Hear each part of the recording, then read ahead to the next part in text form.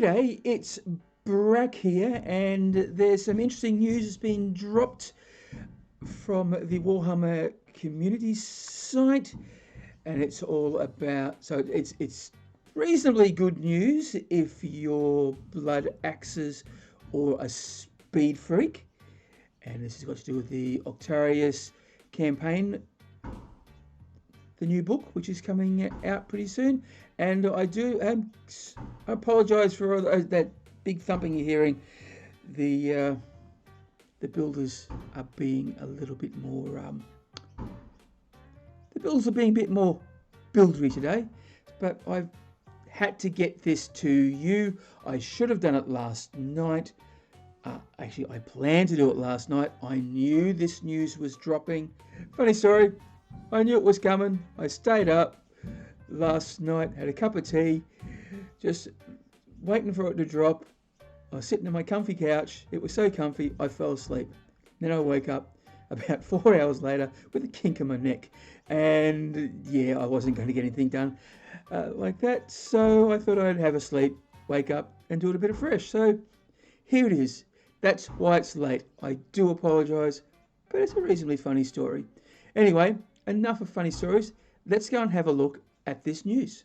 Okay, we're looking at the Warhammer community site. This dropped last night. It probably dropped about 7 hours ago now. It's titled, "It's Stealth First Speed Showdown Between Blood Axes and Speed Freaks in War Zone Octarius." So, Book 2, Critical Mass War Zone Octarius, pre-orders this Saturday. Not Sunday. With all the forces converging across the Ork Zone Octarius, it's easy to forget the orcs are likely to fight each other than anyone else, especially when they disagree on the best way to crump some gits. And they're doing that narrative. The sneaky, sensible blood axes couldn't be more different than the speed freaks. Well, we sort of knew that anyway. And today we're looking at how you get involved with some of the deadliest boys in the sector when pre-orders for War Zone Octarius Book 2 Critical Mass go live on Saturday. Codex Supplement Blood Axes. Yes, so we have known there is going to be a Codex Supplement for the Blood Axes, so it's going to give us some new rules. Few clans prize the cunning brutality of Mork like the Blood Axes, who have a bad reputation among their fellow greenskins for using un-orky ideas like strategy and planning. Naysayers, that'd be other orcs, often find themselves with a chopper sticking out of their back, and it's these talents in stealth and assassination that the Blood Axes bring to the battlefield. And look, there's a nice picture of Commandos. It's quite pretty, isn't it? Blood Axes have keen minds and can pull off brilliant schemes in the heat of battle. Their well-drilled boys can surround an enemy unit and hack it apart in a deadly coordinated assault, while Commandos range out beyond friendly lines to identify targets for their comrades in an unlikely display of discipline. Okay, so we've got two new stratagems here. I'll look at the first one. We'll do it separately. Got 'em trapped. 2 CP.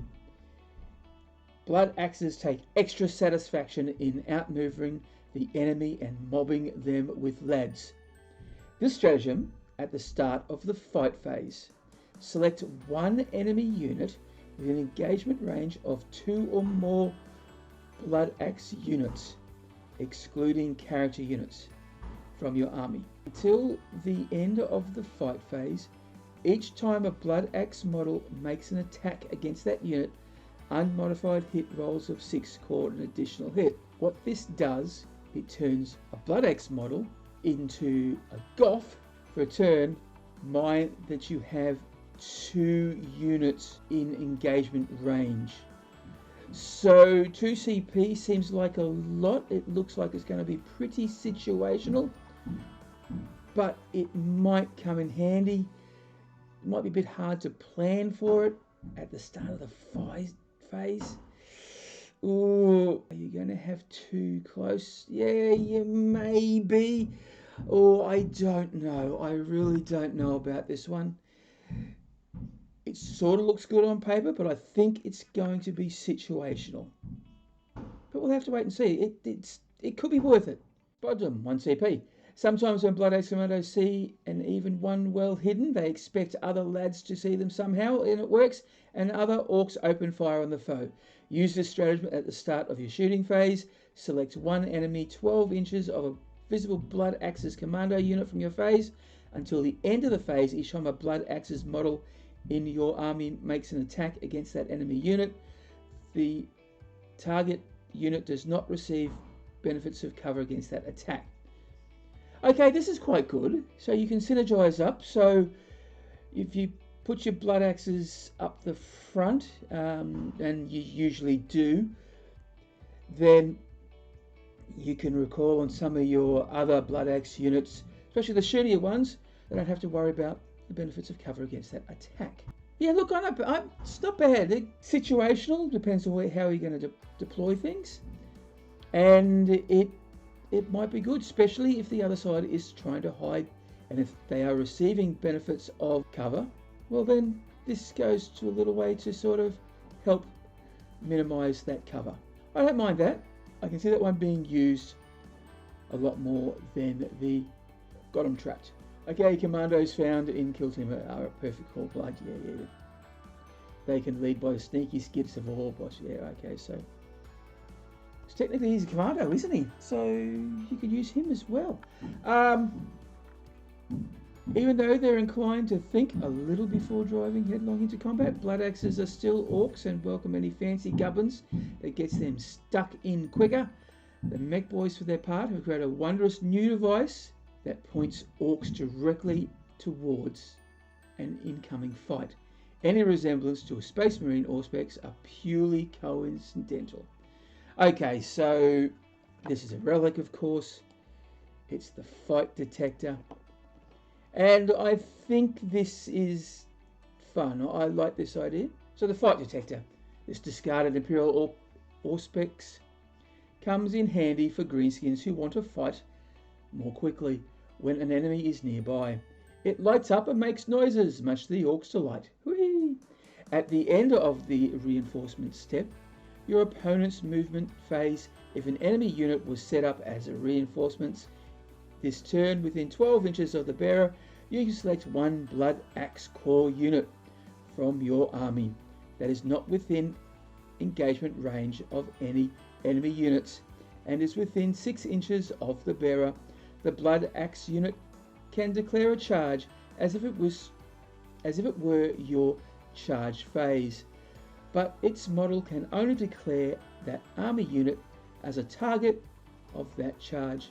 Add 2 to the charge roll. Yeah, so look, I think if people know you've got this, they're not going to be putting down their reinforcements within 12 inches.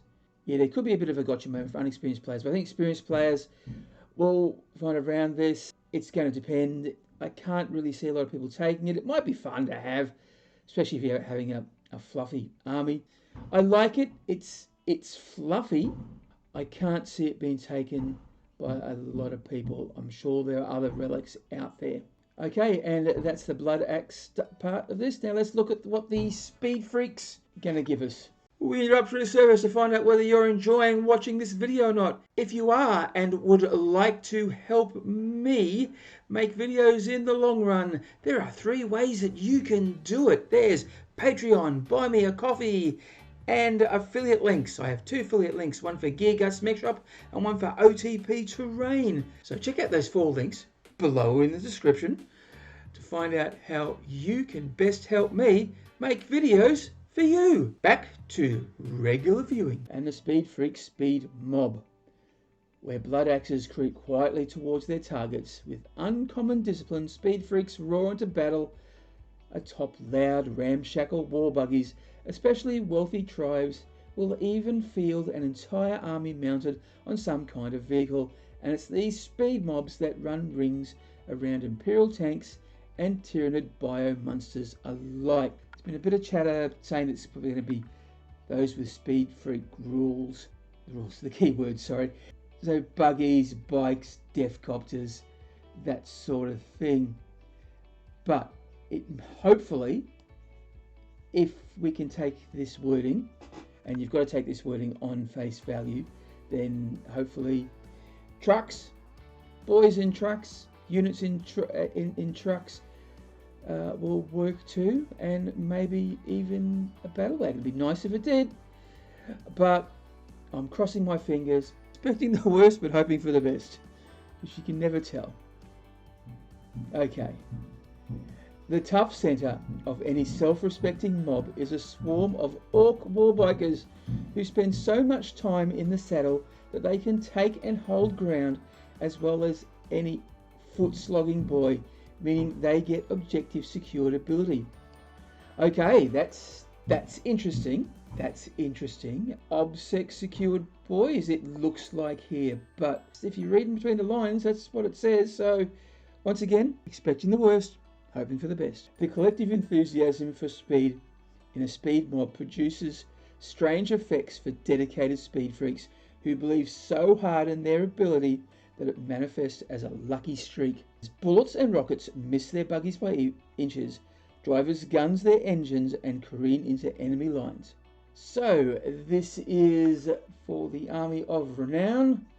Not only are speed freaks always eager to get stuck into the fray, they're also convinced going fast makes them invincible. This unit gains a clan culture, but its inclusion in a detachment does not prevent other units from that detachment, excluding other units within its ability, gaining from a clan culture. Each time this unit fights, it makes a charge move or performed a heroic invention this turn. Then the unit fight is resolved. Add 1 to the attacks characteristic of the models in this unit. Nice. Extra attacks. That'd be good. Each time this unit advances in your movement phase until the end of your shooting phase, it counts as having made a normal move instead.